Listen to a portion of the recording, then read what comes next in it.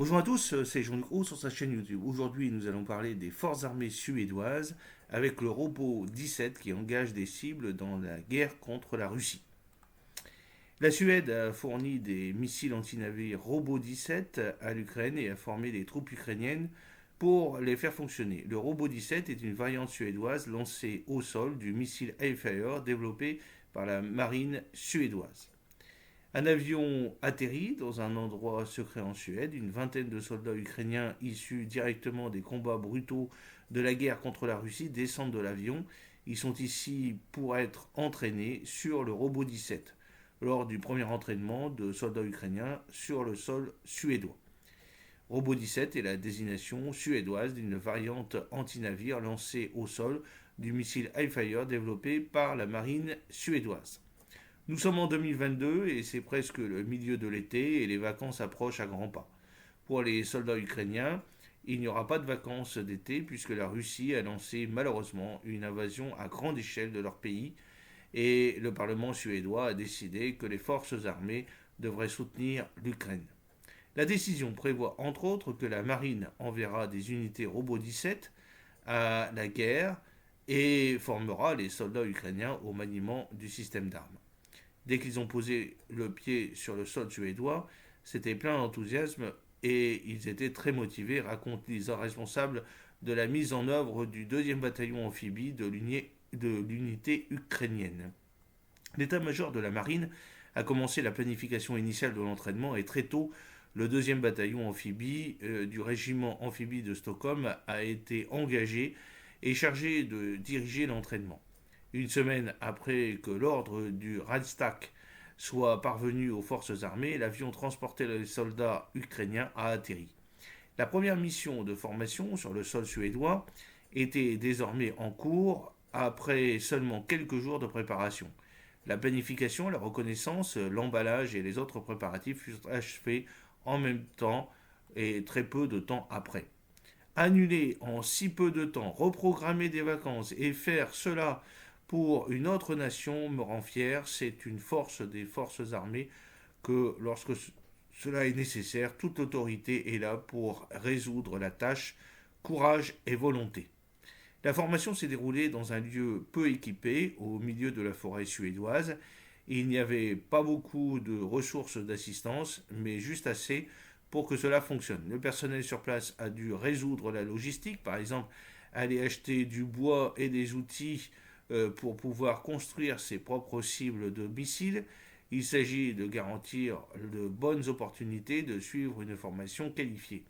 Il s'agissait également de s'assurer que la troupe qui arrivait avait tout ce dont elle avait besoin, et comme une combinaison de motos pour qu'elle ressemble à ses collègues suédois.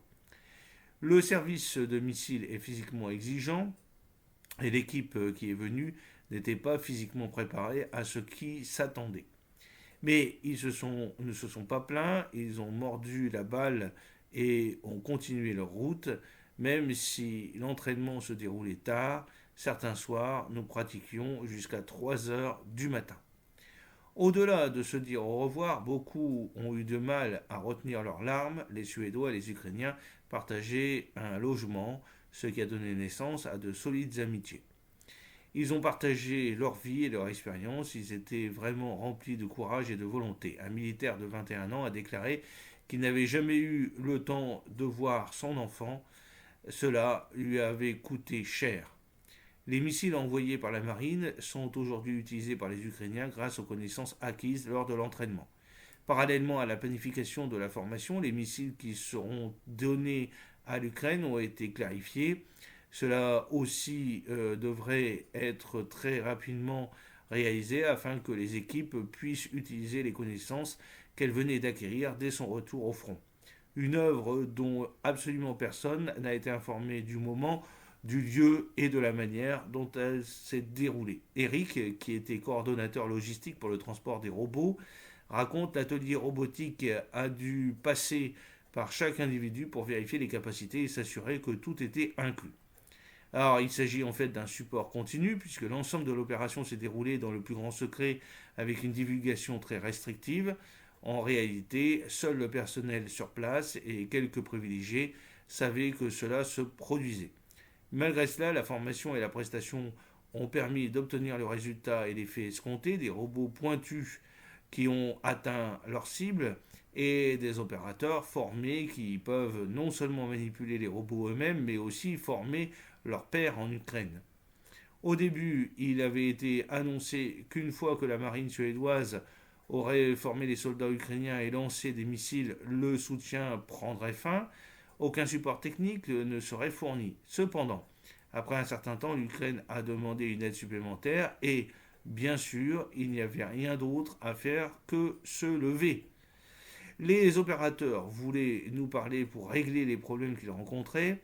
J'étais assis chez moi lors d'une fête de famille. J'ai commencé à appeler des gens chez moi, des collègues possédant une expertise de pointe dans le système Robot 17 de l'état-major de la marine, du 2e bataillon amphibie, du FMV et de l'atelier de missiles. 2 heures plus tard, tout le monde était assis dans mon sous-sol. C'était le point de départ d'un soutien continu, explique Petra de l'état-major de la marine.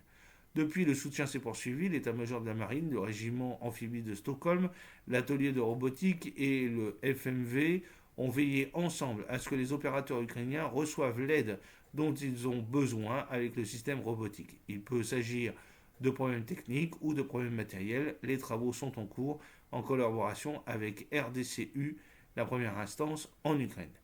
J'espère que cette petite vidéo vous a plu. N'oubliez pas de cliquer sur le pouce pour la promouvoir, de vous abonner si ce n'est pas encore fait et de partager cette vidéo sur vos réseaux sociaux.